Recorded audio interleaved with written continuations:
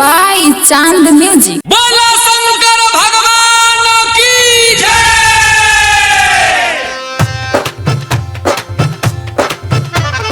कृपा न कोई हमारा पर बड़ बहादी उठ गईले। कृपा न कोई हमारा पर बड़ बहादी उठ गईले। बोले बाबा हमरा जहान से साथे छूट गईल। ए बाबा साथे छूट गईल।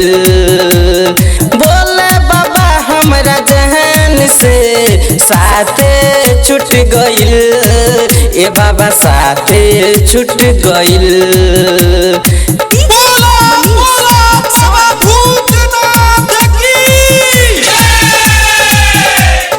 म्यूजिक डायरेक्टर सुरेंद्र सुभान।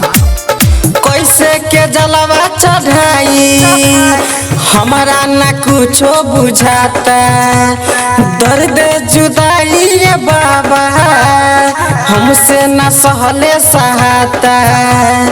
कैसे के जलवा चढ़ाई हमारा न कुछो बुझाता। हमारा न कुछो बुझाता। हम बानी तरफ तो उनका तो आजादी उठ गईल। हम बानी तरफ तो उनका तो आजादी उठ गईल। भोले बाबा हमरा जान से साथे छूट गईल। साथे छूट गईल। भोले बाबा हमरा जान से साथे छूट गईल। साथे छूट गईल। शिव शंकर भगवान की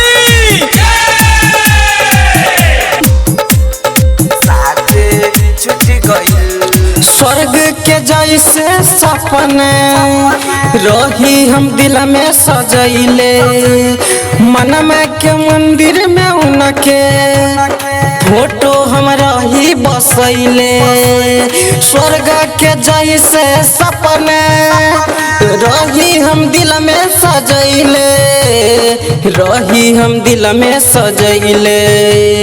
गईले उ हमरा के छोरी के दिलावा टूट गईल। गईले उ हमारा छोरी के दिलावा टूट गईल। भोले बाबा हमरा जहान से साथे छूट गईल। साथे छूट गईल। भोले बाबा हमरा जहान से साथे छूट गईल। साथे छूट गईल।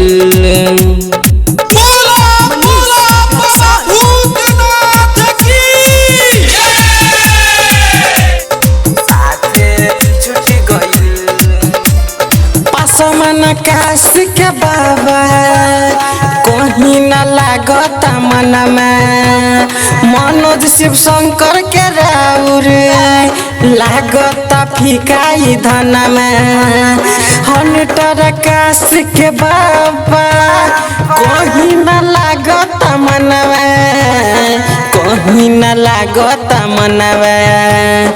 चिंता से उनकर देहिया तो आधी लुट गईल। चिंता से उनकर देहिया तो आधी लुट गईल। बोले बाबा हमरा जहान से साथे छूट गईल। ए बाबा साथे छूट गईल। बोले बाबा हमरा जहान से साथे छूट गईल। ए बाबा साथे छूट गईल। Chand Recording Studio, Godaita Bazaar.